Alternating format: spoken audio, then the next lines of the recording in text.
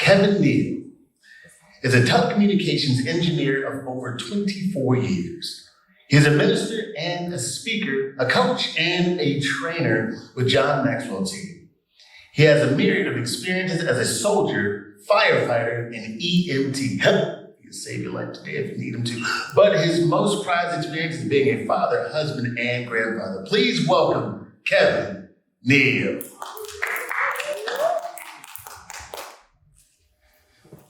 There's a TV commercial that comes on, and the guy comes out, he says, "Hi, I'm Dr. Rick, and I'm trying to teach these people not to become their parents."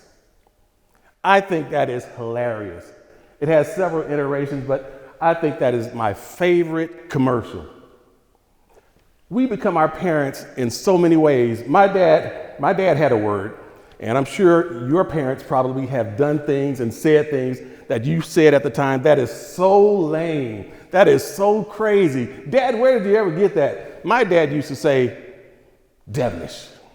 That was his word. Anything that irritated him, that caused him to be disturbed, he would say, "Devilish. Pick up those devilish shoes. Close that devilish door. Turn those devilish lights out." That was my dad. Now, has anybody had a father or a mother who said crazy things, lame things? That's something that we become, unfortunately, because our memory holds those things that we hear, even some things that we don't want to hold. It comes back to us. Now, my dad, rest his soul, he was a wonderful man. He was a man that was full of imagination. One thing he would always tell us, he said, if you don't have what you need, use what you have and make what you need out of it. That is something that has stayed with me all through my life. If I don't have it, if I can imagine what I need, just take what I have and use that. Imagination is a wonderful thing.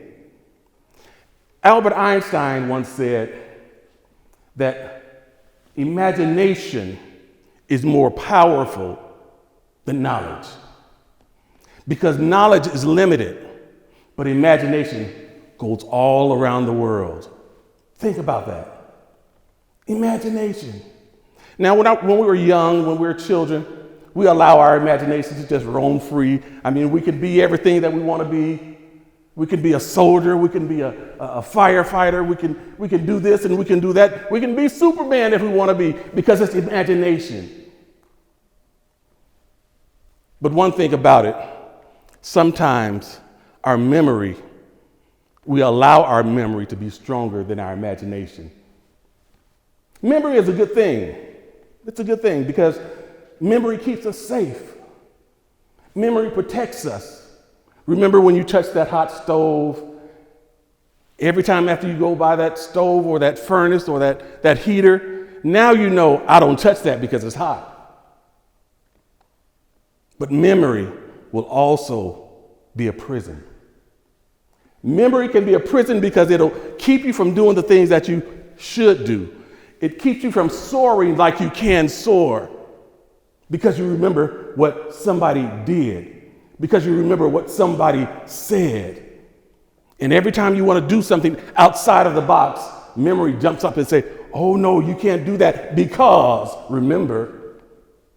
"Oh no, you can't go there because remember." And it's tough sometimes to break out of that prison of memory. But I want to let you know, memory is not the end of the story. If you can imagine it, if you can think in your mind what it could be, you can be.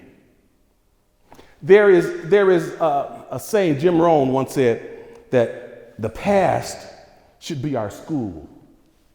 In other words, our memory should teach us. And it does teach us, but you cannot let it control you. You cannot be controlled by your memory, because all of us, how many of you have had bad memories? How many of you remember things that were terrible in your life? Things that sometimes when you think about them now make you cringe. But you cannot allow memory to control you. You cannot allow memory to be your prison. There is, if you'll notice when you go into buildings, most every building that has had to pass a safety inspection, you'll find a box on the side of the wall. There's a little box with a red painting and a glass door. And in that little box, you'll find sometimes a fire extinguisher, sometimes you'll find a fire hose, sometimes you'll find an axe. But on the front of that box, there's a glass door that says break in case of emergency. Can I tell you something? We're in an emergency. The world is in an emergency, and the world needs our imagination. Behind that glass door, if you think about it, that glass door is our memory.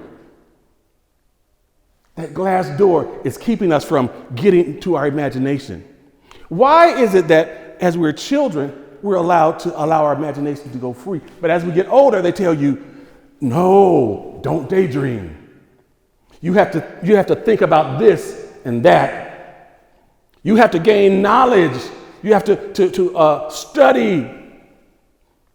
And you have to present the facts. Imagination does not matter. The most powerful thing in life, we are now regressing because we're adults. We don't think about foolish things like that.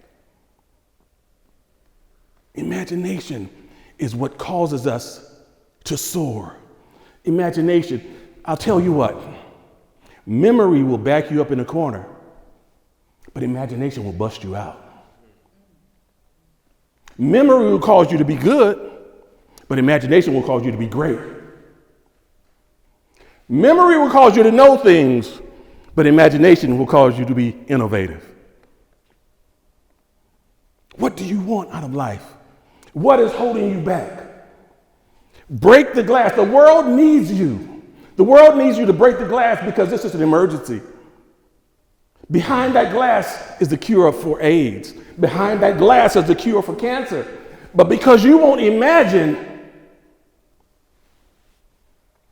we can't have it. The world needs you. The world needs you to break open the door to imagination. You know, I think about memory, and I talked about my dad. My dad was a wonderful man. He had a degenerative spinal disease. And I told you my dad was full of imagination. He had a degenerative spinal disease, and when he came into his mid-20s, that disease manifested. Now, when he came into his 20s, he married my mom. He and my mom got married. A year after they got married, he had to have surgery on his spine for that disease. After he had surgery, he became a quadriplegic. Think about that. And for 3 years, my dad didn't walk. He couldn't move. He would tell me the stories about how he would lie in the bed and cry because he couldn't even scratch his own nose. Now, 3 years later, the doctors didn't think that he would walk again. The doctors didn't think that he would ever do anything again. Matter of fact, this disease has a mortality rate of 47. So by 47, most people with that disease were no longer here. 3 years after my dad had been a quadriplegic, he began to walk. First on a walker, and then on a cane. And for the rest of my life, I saw my dad walking on a cane. My dad, who should have been dead by 47, he passed away when he was 89 years old. We lost him just a couple of years ago. Imagination. My dad had such a great imagination. And that's what I'm telling you today. If you can imagine it, you can do it. Don't let your memory control you. If my dad allowed memory to control him, what the doctor said, he would have just given up. Memory can control you if you allow it. But if you don't, break the glass, because there's greatness inside of you. Break the glass and become who you're supposed to be. Find that next great cure. Find that next great thing. Become that next great person. Don't let memory tell you you can't. No matter how many times people say no. Do you not know that Steven Spielberg was told no 3 times to enter into the University of Southern California dramatic school? Did you not know that Magic Johnson was denied 7 times to financing his business goals? If you allow the no's to stop you, if you allow the closed doors to stop you, you'll be defeated. But if you allow your imagination to roam, you'll be free to be exactly who you're supposed to be. Be free. Allow your imagination to roam. I'm 1kdneal. Thank you.